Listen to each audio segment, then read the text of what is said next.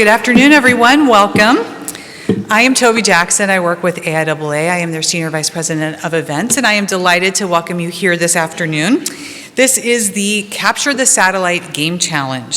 So it is part of our continued theme today on Thursday, the software trends in emerging AI. And we think this software competition is a unique and timely way to explore space challenges, no pun intended.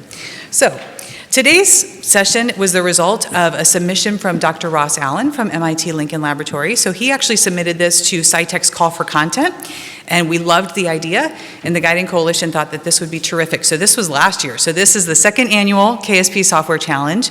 We're super excited to continue it again next year. But again, this is a plug for the SciTech Call for Content. So if you have ideas, doesn't have to be like this one necessarily, but ideas for speakers or ideas for sessions, I encourage you to submit to the Call for Content. That will be open at the end of March. So back to the program. This design competition will showcase autonomous control techniques for non-cooperative space operations. Designed by MIT Lincoln Laboratory, it is based on a set of open source differential game challenge problems using the Kerbal Space Program game engine. And as you can see, we had more than 34 teams and individuals, you saw in the beginning slides, participate in this program. We were thrilled to have so many participants, and it was tough to narrow down the competition to semifinalists and now to the 3 finalists. Today you'll see the 3 leading teams compete, and we will announce the winner at the end. Our host today has developed the concept, the challenges, and the format of this competition. Dr. Ross Allen is a technical staff member in the Artificial Intelligence Technology Group at MIT Lincoln Laboratory. His research pursuits include deep reinforcement learning, multi-agent decision-making, and robotic motion planning. Prior to joining MIT Lincoln Lab, he was a SpaceX mission designer within their Guidance, Navigation, and Control group. Ross holds master's and doctoral degrees in aeronautics and astronautics from Stanford University. And joining Ross on the stage today will be Dr. Paul Nielsen, Director and Chief Executive Officer of Carnegie Mellon University Software Engineering Institute. Paul has quite a storied career.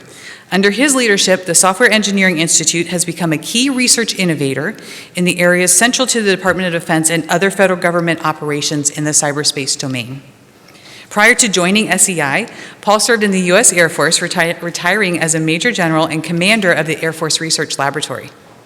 He is a member of the U.S. National Academy of Engineering, and he is also a Fellow of AIAA, IEEE, and NCOSE. He is also the past president of AIAA. So Paul is new to the Kerbal Space Program, and we can't wait to hear his insights in today's challenge. So let's get started with the competition. I'd like to welcome Dr. Ross Allen and Dr. Paul Nielsen to the stage. Please join me in welcoming them.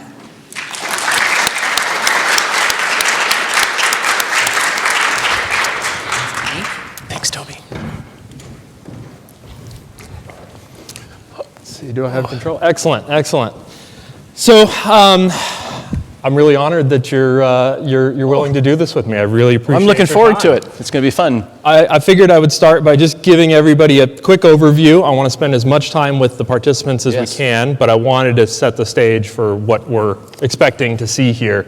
So the challenge, what is this non-cooperative space ops challenge or the Capture the Satellite Challenge? And it's a software design competition for autonomous satellite proximity operations, and it's meant to set up a set of benchmarks for space autonomy research, and this challenge kind of highlights one of those benchmarks that we've created. It uses real-time simulation in the Kerbal Space Program, and the code is all open source in Python and Julia. So formatting didn't quite come through, but just to give an idea of what this challenge looked like. So we released this software actually 2 years ago, and we've continued to develop it throughout last year's challenge and then this year. And there were 34 teams that started off in the summer and spent the last 6 months developing agents to try to solve these non-cooperative satellite control problems. We had preliminary rounds of competition using a public leaderboard, and then we had a semifinals kind of live event, Zoom event, to narrow those 34 teams down to the 3 teams that we'll have today. And those three teams are going to come up and give presentations on how they approach the problem, and then give a demonstration of one of their agents executing these non-cooperative proximity operations in Kerbal. So the problem, as I mentioned, there's several different scenarios, different proximity operation problems we could have worked on. The one that we're going to highlight today is in the literature referred to as the Lady Bandit Guard problem, or a target guarding problem. So you have 3 satellites. The participants will be controlling one of them, the Bandit, and the other 2 satellites are controlled by the software I've developed. And the goal is the Bandit pursues the target, or referred to as the Lady in literature. The Bandit pursues the target while the Guard pursues the Bandit. And what these agents are observing, you kind of have full information. So it's a kind of a perfect information game. They know where everything is in the world, positions, velocities. So it's not about sensing, not this game. You could develop this to be much more of a sensor problem, but this version is very much a controlled decision-making problem.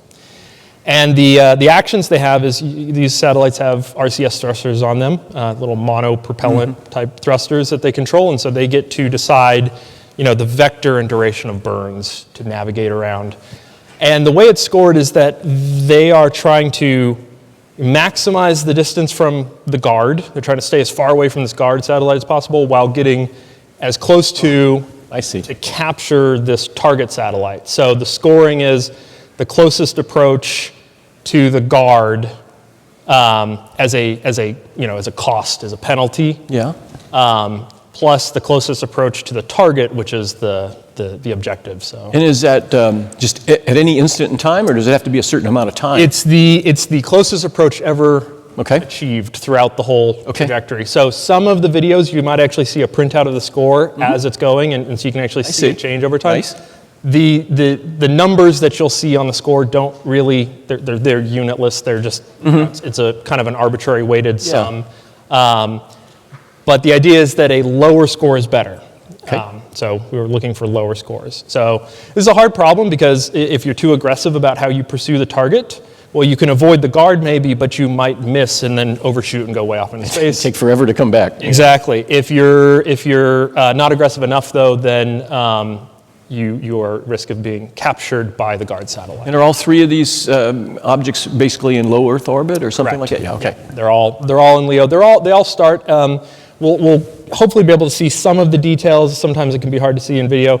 They all start within about 2 or 3 kilometers of one another. So you have the target satellite, and then retrograde of that by about 1 kilometer, you have the Guard, and then about another 1.5 kilometers retrograde of that is the Bandit that the participants will be controlling. So I'm going to just kind of move through this, just highlighting the big change between last year and this year. Well, first of all, I'd like to congratulate last year's champions who are returning this year. And their work last year was turned into an AIAA journal paper, which was great. Nice. And this year, the big change is that I did a lot more work to obfuscate the code. Last year, you could just look under the hood, see exactly what my agent was going to do, and write an if statement to handle that. This year, that's all been obfuscated so that you can't just read my code. So I hope that it made for a much more difficult problem for the participants, but we have to ask them. I'll be so. All right. So I'd like to get started. If anybody's interested in, as I said, the code base for this is all open source. So here's a link to that. But let's get started by bringing up the first team. We're just going to go in alphabetical order for the team name. So I'd like to invite up the Lick Space team. So if you'd like to come on up. And while they're coming up, I'll tell a little bit about what they've had to go through in terms of the challenge that they received just 3 days ago. They received the newest version of the challenge. So they really had to develop an agent that was meant to be general. They couldn't just fine-tune it to what I gave them 6 months ago. They got the newest version 3 days ago, and so they just had a few days to integrate it. And, well, Oh my gosh, they were already here when they had to do this, I guess. Yeah, I released it. I think I hit, commit on GitHub, and then I hopped on a plane and came out here. So they had very little time. Really was meant to challenge their bandits to be general and not just, tuning it to whatever I gave them 6 months ago. Nice. All right, we'll hand it over. Could I get the remote? Oh yeah, the slide clicker. Absolutely. Good afternoon, everyone. First of all, thank you all for joining this session. My name is Sung Jun, and we also have Min Che, Chala, and Professor Halim Choi, who participated this challenge as a team name called Lick Space. Why is Lick Space is, so you can see from the screen, our laboratory's name is LIX, and we study space, so Lick Space. I see. So we're going to present our strategies that we use to deal with this challenge problem.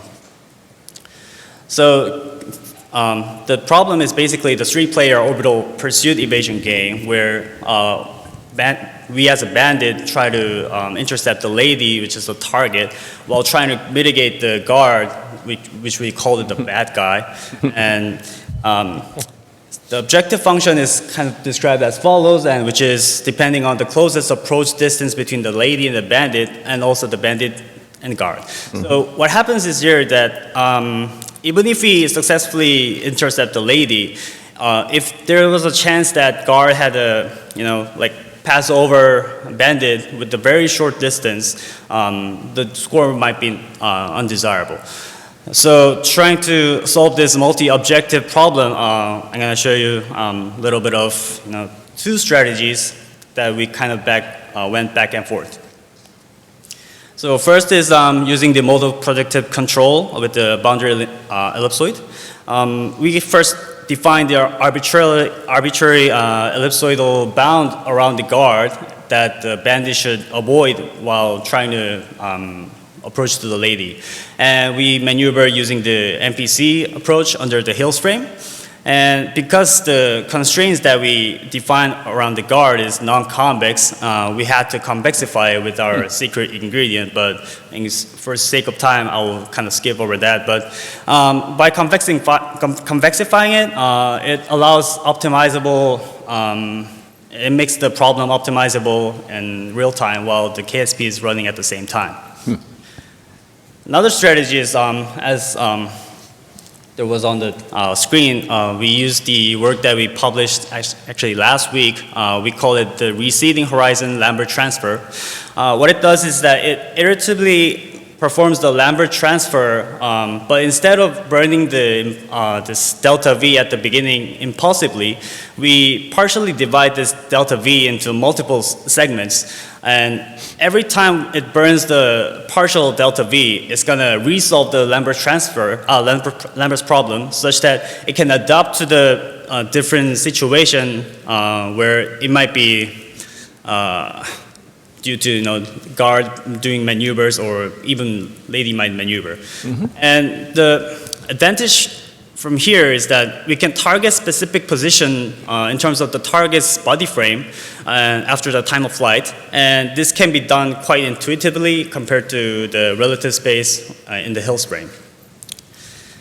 And we kind of leverage the dual mode strategy, which is kind of, we first try to evade the guard as far as possible, and then once we satisfy some condition, we turn on the pursuit mode and try to approach to the lady. And we kind of divided the cases into 2 general cases, where first case is that if you look at the angle between the guard, lady, and bandit, it can be either acute or obtuse. If it is acute, then bandit will try to go to the position where it's 90 degrees from the guard, and it will try to first evade while going to that position, and then go to the pursuit mode. And if it is obtuse, like shown on the right side, it would be better to go to the opposite side of the guard, just like how the diagram shows. So the strategy kind of divides the situation into 2 cases, and then we use the dual mode strategy to approach to the lady. And the challenge with the final round was that now the guard is a little smarter, that it doesn't stick to a single policy, but instead it can be aggressive or defensive as well. So by chance, as you can see from the left side, it's very aggressive. Like it had like a few meters from the bandit. While sometimes it can be defensive, where it tries to stick around with the lady. And if we just simply use the same strategy that we used to do to the aggressive guard, it won't work so well. So to kind of detect the guard's behavior, we had to have some kind of indicator to determine that.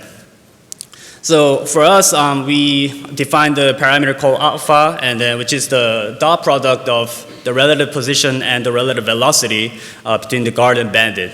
And if we look at the signs where if it is positive, the guard is receding away from the bandit, while if it's negative, then it's starting to approach towards the bandit. And if we look at the magnitude of this alpha, we can kind of determine how angry the guard is against the bandit. So that's about the theory behind, and I hope you guys enjoyed the demo we prepared. Thank you. Okay.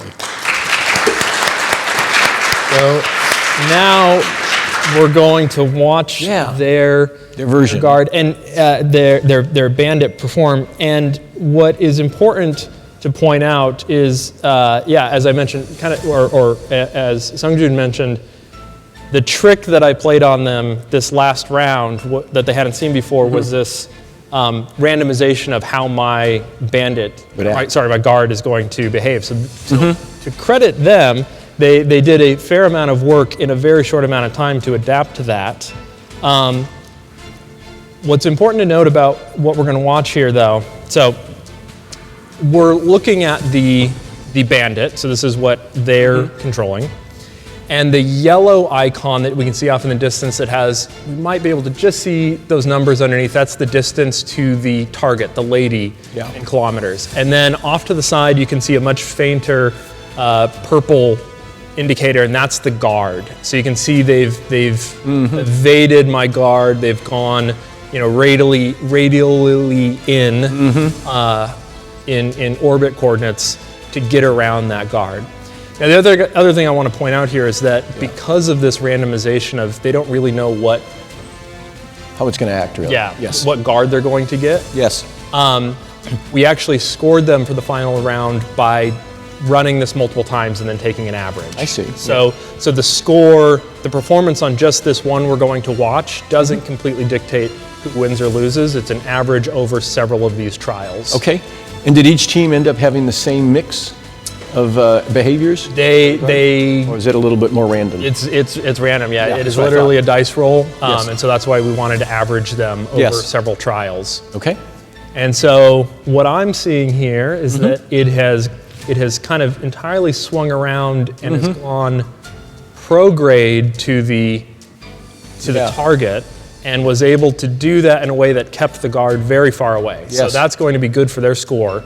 Because again, they're going to get penalized based on the closest approach the guard ever achieves. Right. So they've stayed very far from the guard, and it looks like this might have been the more aggressive guard that fired off at them. I can see the And so the problem with that is that then the guard has gone so far off, it takes it a long time to recover from that. To come back. Yeah. And it does look like the guard's getting back, but again, they're doing a good job of really being aware where that guard is. Now, what I'll say is that, credit to them for quickly adapting their strategy over the last, day or so when I released this new code base. But to me, they're competing against each other, but they're also kind of competing against me. To me, this says, well, okay, if I created a scenario where there's 100 different behaviors instead of just 2 for the guard, maybe this technique might be a little bit brittle. Yes. So. Okay. I learn, a lot of this challenge was also me wanting to gain, ideas and insights from others. So I learn a lot by watching how they perform. So it looks like they're moving in well. Yeah. Looks like they're, So I think they're going to achieve a capture. Ooh. That will end the Oh, an overly aggressive capture. Overly aggressive capture. I never implemented a penalty for That's pretty close. for banging into them. Yeah. So yeah, they are. The episode does end as soon as you come within, I believe, 5 meters. I see. In future versions, maybe I'll add a penalty for bonking any solar panels. Yeah, lots of times with proximity ops, the object isn't to destroy the satellite. Exactly. Yeah. Yeah, and that is not the objective of this one either. But I guess I was thinking, as soon as it gets within 5 meters, the whole thing will stop. And, That's it. It's the end of the episode. But Yeah. all right. Well, yeah. Thank you for the demo. I think that was a was very great. effective technique. Yes. Thank you. Thank you. Woo!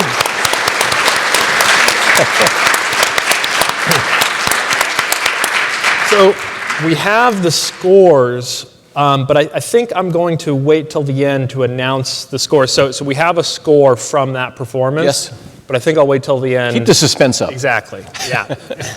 Okay. So next we will call up the second team, which is the MIT UPM team. I will note, in spite of both, my title having MIT in the name and their title having MIT in the name, we don't have any collaboration between the teams. Yeah. So, good evening. I'm Alejandro Carrasco. I'm a visiting student at MIT. We are a team of either MIT that you know of and UPM, which is a university in Spain called the Polytechnic University of Madrid. Not all of our members are here right now, but we have Amit and Victor, both from MIT and UPM. And I want to present you our approach. So basically, this is not our first time. We participated in this challenge last year. And we were wondering, most of our team has a CS background, computer science. So it's like in a space environment, how can we participate and compete against space, specialized people, and get a good result? And we thought of the latest trends, and those are language models. So we got a second position last year, so we could kind of demonstrate that language models were able to reason and to give us the insights that we couldn't get, and we could just optimize them just being computer science people. We had 2 papers presented in this line, and now we wanted to tackle the next problem, which is this edition. So basically, for last edition, we had more strategies, more scenarios, but basically, we could achieve a great result just doing a rendezvous problem. So if we look at KSP, at this image, you can spot just the bandit and the lady, and you can just ignore the guard and try to get as close as possible. That would be defined as the aggressive approach that mentioned earlier. And last year it was enough to get a good result, but not for this, because we were mainly evaluated in the lady bandit guard problem. So here is when we wanted to add guard evasion to our models. It was pretty hard for us to make language models reason and tackle a problem of such high stakes or complexity as space. But we wanted to try it out because 1 year was enough for AI to maybe evolve to add this layer of complexity. And compared to last year, we wanted to also evade the guard and not only do a rendezvous, a straight line approach. So here's the equation. We know LLMs work, so it's a single year of AI advancement enough to take on a tougher challenge. So if we see this approach, this was our last year's approach, where we use ChatGPT, other models, but all of you know ChatGPT. But we thought that GPT missed some glasses to actually see the problem and spot different things that maybe with language was pretty hard to know of, and we added image prompting, and we used visual language models. And we can see in here that compared to the rendezvous problem that you can see to the left, we just made a straight line that would be the orange line. And our new agent first evades the guard, something similar to what has been shown. And then it will try to approach the lady. We also have a 3D plot to see how our bandit approaches the lady and how the guard performs. In one scenario, it is not the final scenario, but just I think it's the semifinals, but just for you to get an idea. And how do we prompt this LLM to get these results? So me as a player, or operator, pilot, whatever, I would just see this dashboard and try to know where the lady is, where am I, what is the relative velocity, relative positions.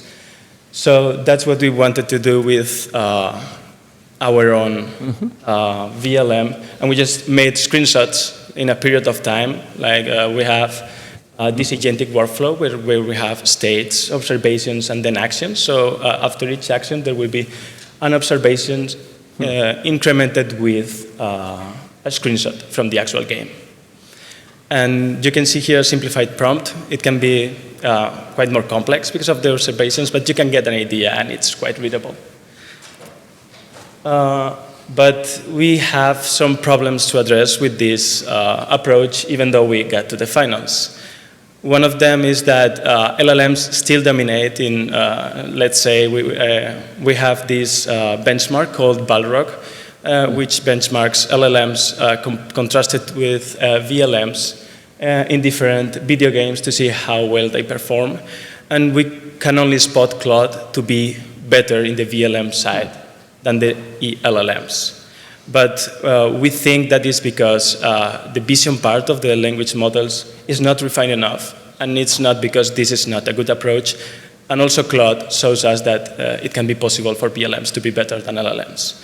Also, the hallucinations in the VLMs are worse right now just because the vision part is not quite mature. And none of our agents for now have like a coherent history, memory of all the mission, and try to act based on previous actions. And that's some future work that we want to do. This is the major problem that we had with LLMs. So you basically, if you want to code, you can just ask GPT your problem. It will maybe last 5, 10, 20 seconds. You don't care because it will do the work. But this is a real-time scenario where a guard is approaching to you. You need to react, and you need to just approach the lady doing a lot of different actions. We could get these results with as much as 5 and 10 seconds of latency.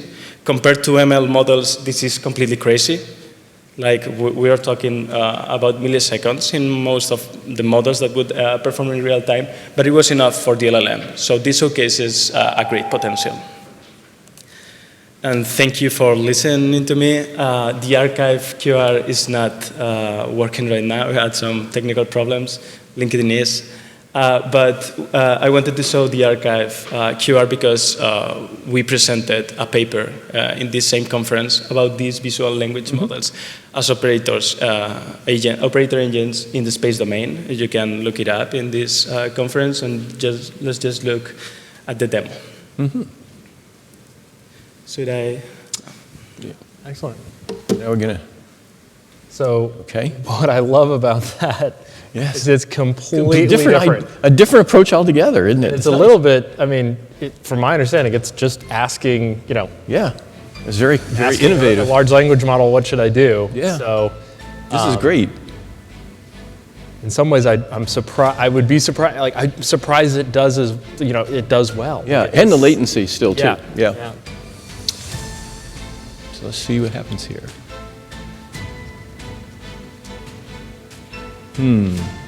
So what I'm kind of observing that guard, and I think this might be perhaps the more defensive guard. So again, close, yeah.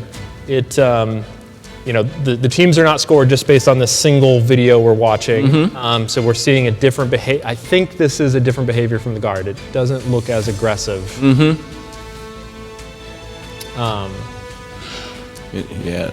Looks like the bandit's maneuvering nicely now. It is, which again, the fact that this is just an LLM telling you what to do is pretty impressive.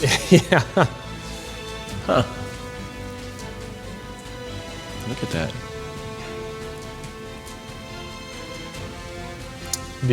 And I can just point out, if for people aren't familiar with the Kerbal Space Program layout there, in the bottom right, that navigation ball is giving the relative velocity to the target spacecraft.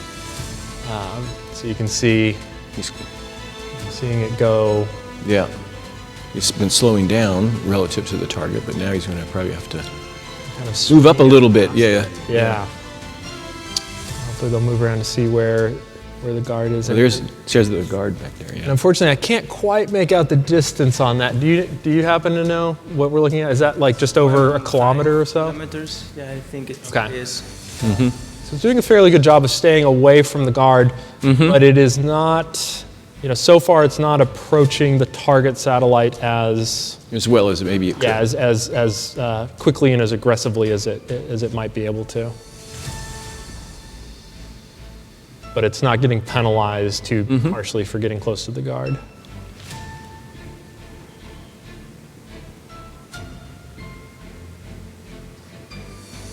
The layout of these challenges was that you either are captured, the guard catches you, and that's the end of it. Right. You capture the target, or there's a 4-minute timeout, just so that these things can go indefinitely. So I don't know what the outcome of this one is. But it's getting closer here. Yeah, it is doing. Yeah, it's starting to move in now. Yeah. Will it time out before it gets there? Yeah, I would say beyond just the how different the approach is compared to the first team we saw. You might expect this to be more adaptable. It wasn't tailored, as far as I could tell. It wasn't tailored to the to the nuances of what they observed from the guard and the way the guard behaved. 300 meters now. I don't even see the guard now. Yeah. Do you happen to know if this? Well, I don't know. Maybe we shouldn't ruin the surprise to see what happens. Yeah, it's coming pretty close now. And I think that just missed the. It's a very narrow capture. Bubble. So it was pretty close, but now it did. So that would have been a very good score. But it wasn't quite enough to end the scenario.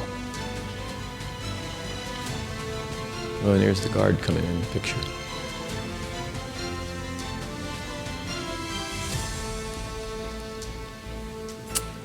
Oh, it's making another approach.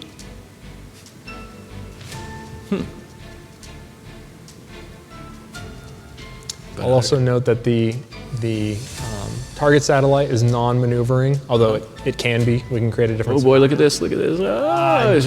Just outside of the bubble. I think it's a 5-meter window. It was about 10, wasn't it, or 12, something like that? Yeah. Just outside. So was that? Let's see. Was that the end of it? Was that? So I believe it. Yeah. So I believe that was an episode timeout. So it came so close, but didn't quite finish the episode. What a wonderful approach. I know. Unique. Completely different. Yes. Did a good job of avoiding the guard. So, yeah, thank you. Thanks. That's all you had. Thank you very much.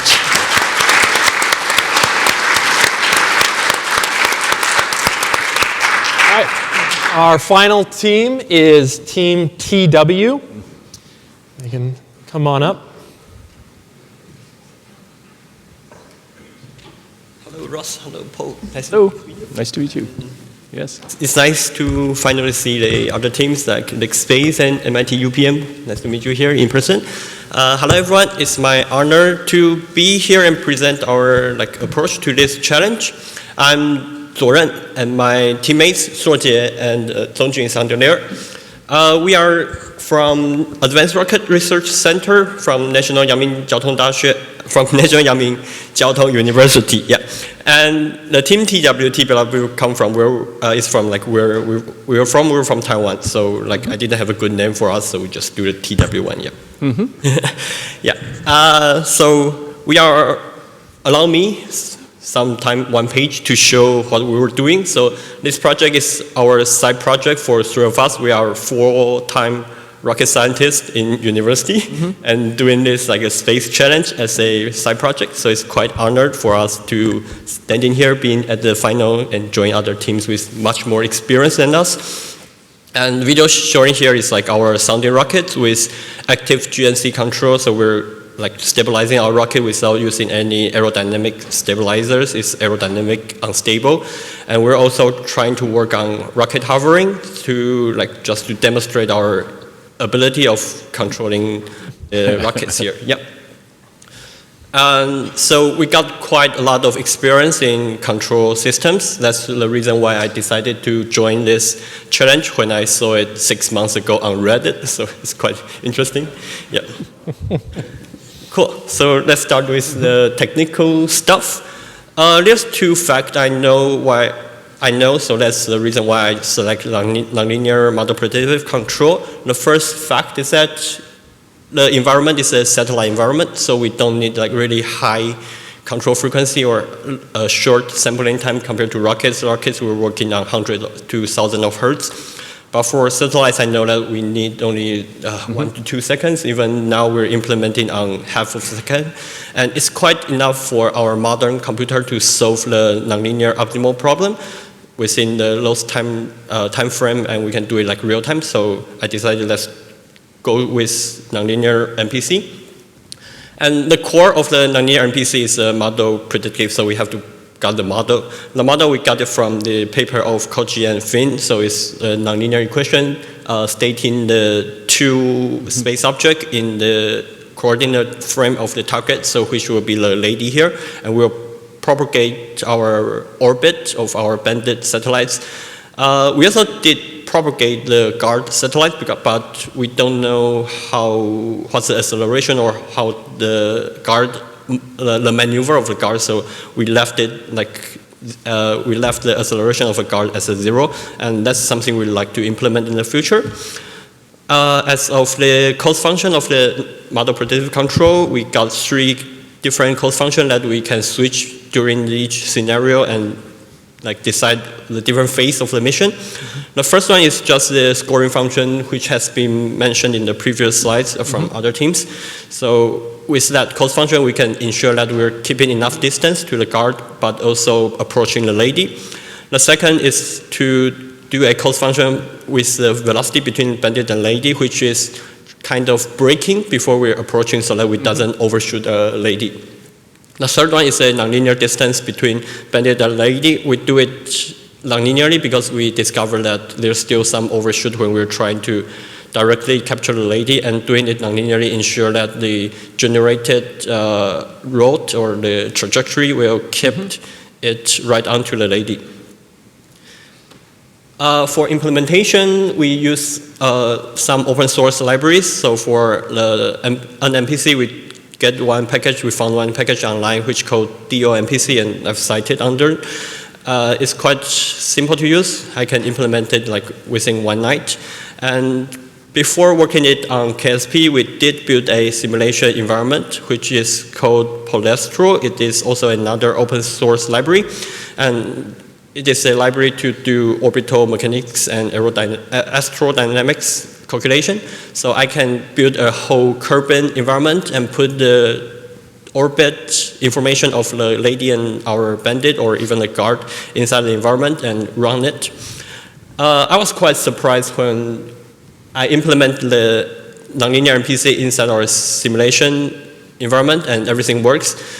The most surprising stuff is that I implemented everything up to KSP and it worked on our first try. Like we got really close to the lady. So it means that our simulation is quite nice, and without the guard we can approach the lady easily. Obviously, you cannot see the guard action here in the simulation environment. That's what we're going to implement in the future. And of course, with control systems, there's a lot of tuning. We are not smart enough, or we didn't have enough time to implement any like additive NPC stuff. So we do it manually tuning, quite a lot of trial and error. So the first thing we can tune is the sample time and the prediction horizon, which is quite basic. The key points are listed underneath, so which is we have to ensure that our sample time is long enough so that we can find the optimal solution. And if we get but we also want to try to make the sample time as short as possible so that we can have more interactive, more responsive agent or bandit. While if we got a longer prediction horizon, we make the n larger, we can foresee the trajectory more, so we have less like overshoot or unwanted trajectory. As of the cost function, as I mentioned earlier, we minimize the score function to try to optimize the goal, optimize the score to get a better score, yeah, of course, and minimize the velocity between lady and bandit to brake before capturing, and then the last one is to capture the lady with the distance cost function. Yeah, so there's some like experience on, I'm going to share some experience on how do we tune it. So we start each run with a long prediction time so we can foresee what's the action of guard and lady. And then gradually we'll reduce the prediction time because the scenario is always 4 minutes. So we don't have to predict more than 4 minutes if the scenario is already ending. And we will, at the final phase of capturing, when the velocity is slow enough, when we're close enough to the lady, we'll just directly hit it. And for our future works, we will, first of all, I was quite surprised that other teams haven't mentioned it because we noticed that the thrust on our spacecraft is not equally. I don't know if it is designed purposely or not. Like going forward and backward is a lot more thrust compared to going sideways. So in the future, we're trying to redirect our spacecraft to gain more control effort so we can have more thrust to work on. And the second is that we try to migrate the guard agent, so maybe hack ROS code, your agent, and try to plug it into our simulation environment, the polyastro, so that we can do some training or try to do some fancy machine learning stuff to learn the behavior of the guard. That's the second step we will work on in the future. And as I mentioned earlier, currently we're doing our manually tuning the system, so we'll implement some adaptive NPC to find the optimal prediction horizon. And we have, like during the SciTech events, we heard some presentation working on this kind of techniques, so it's nice to be here. Yep. Yes, and finally is to predict the guard's actions. Yep. And for acknowledgement, thanks AIA for like sponsoring part of our travel and our university. Yep. And thanks. So I think it's time for our demo. And if anyone is interested in our rocket works, you can follow it. Okay. Thank you. Let's see. Yeah, that was good. All right. So I don't know about you. So I interpret that as a kind of a similar flavor, you know, an optimal control, model predictive control approach, perhaps more similar to the first theme that we saw. Yeah, from KAIST, yeah.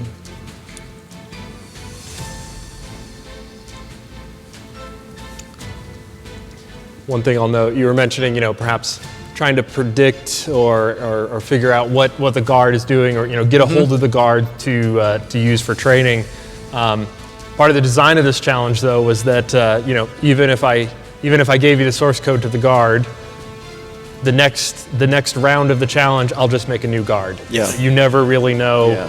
You know, that's one of the key features of this was Trying to have that uncertainty in there. yeah, to really frame it as a game theoretic game, in the sense that you're not just learning, you know, some kind of decision problem. You are really having to account for the fact that you have another player in the game that you have no control over. So I'm seeing, so this again appears to perhaps be one of the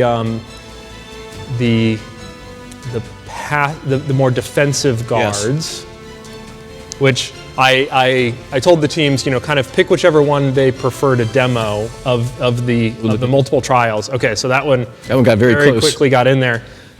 We had multiple trials to do the scoring, and I said, you can pick which one you want Demo. to show. Yes, yes. I think they tend to avoid the more aggressive guard. Nobody likes the more aggressive guard. show, because I do think, the more aggressive guard tended to be Tough. Yeah, Very tough. you got worse scores with the more aggressive guard.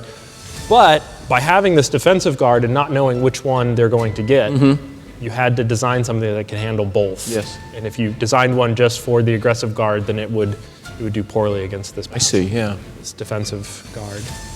So that one showed a very quick capture of the target. But again, it wasn't just scored. It looked like the geometry was such that the guard might have been behind the target, too, right from Yeah. the start, which made it a little easier, I think. Yeah, and I also think was the start of that clipped, because I think it usually, Takes a while to get to that. I don't think you can get to the, I think that clipped the The real starting front point. matter. Yes, yes. But that was a very effective approach. Yeah. Well, Nice. great. Thanks. Thank you. Thank you.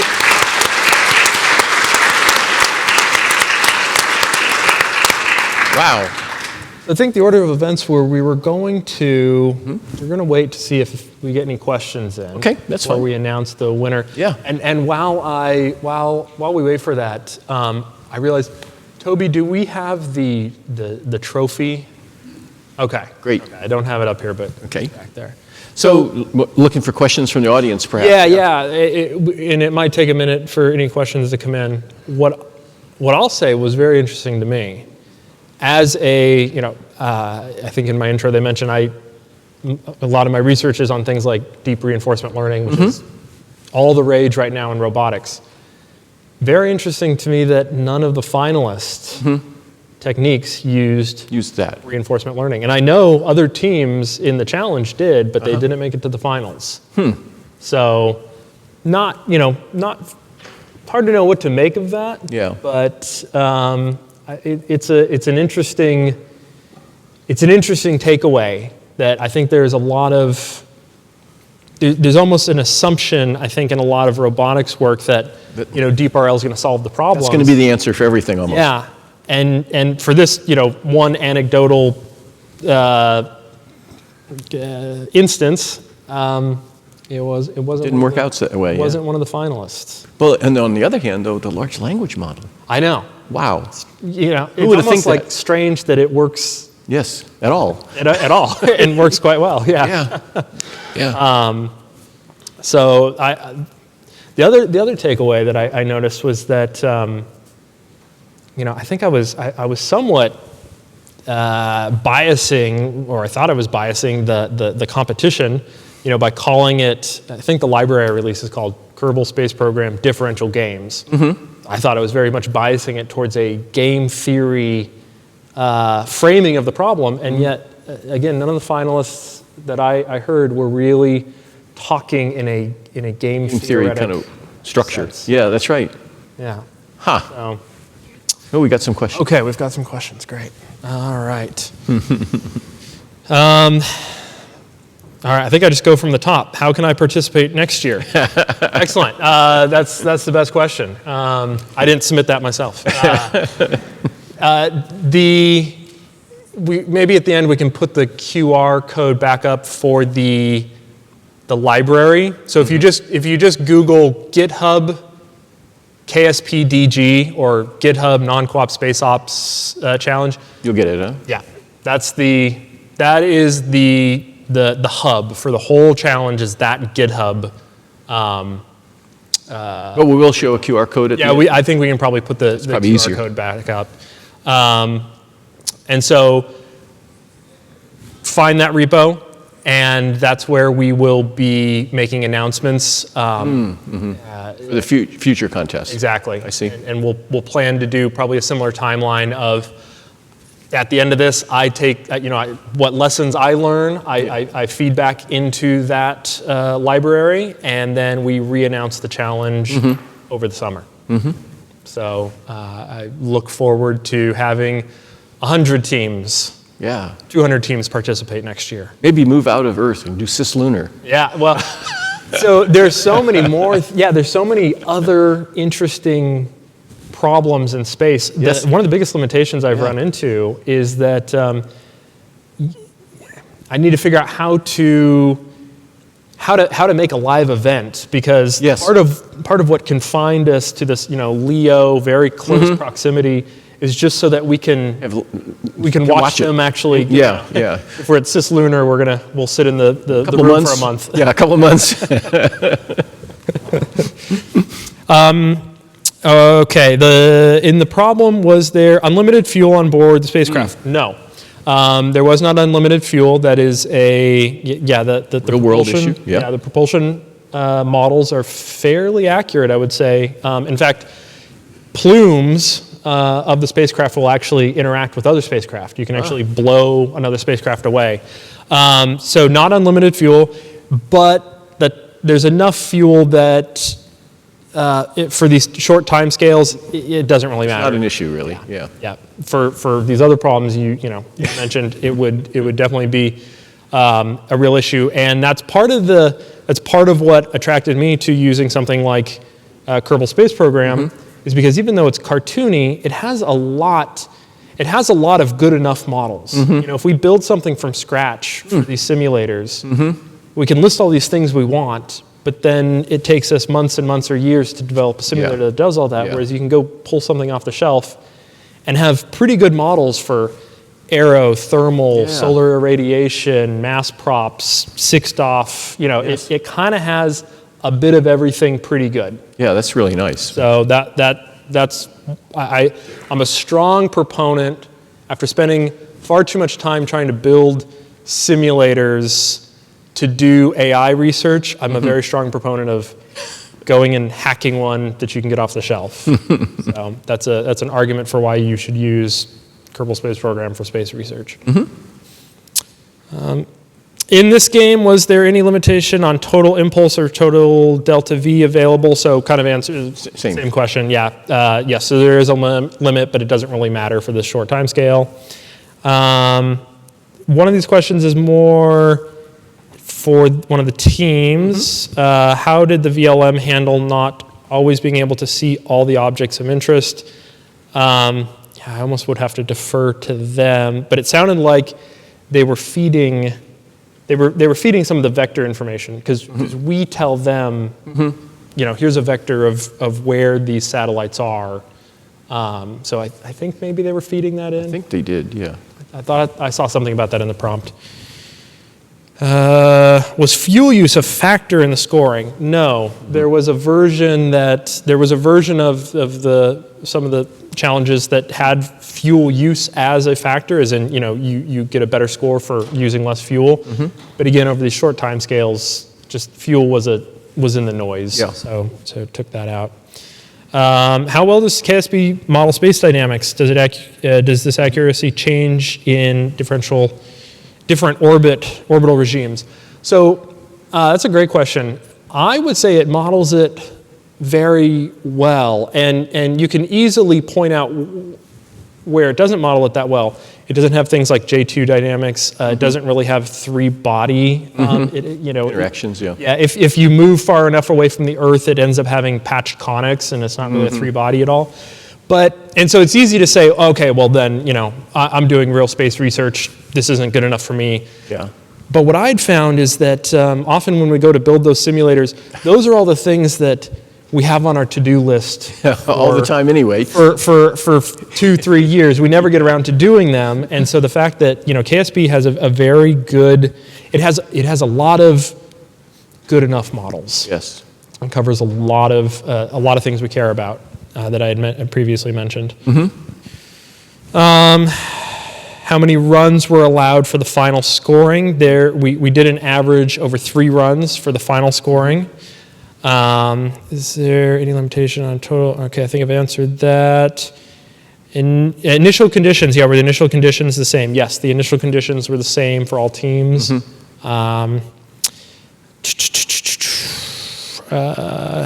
did guard agent account for thrust to weight ratios and accelerations changing for diminishing fuel masses?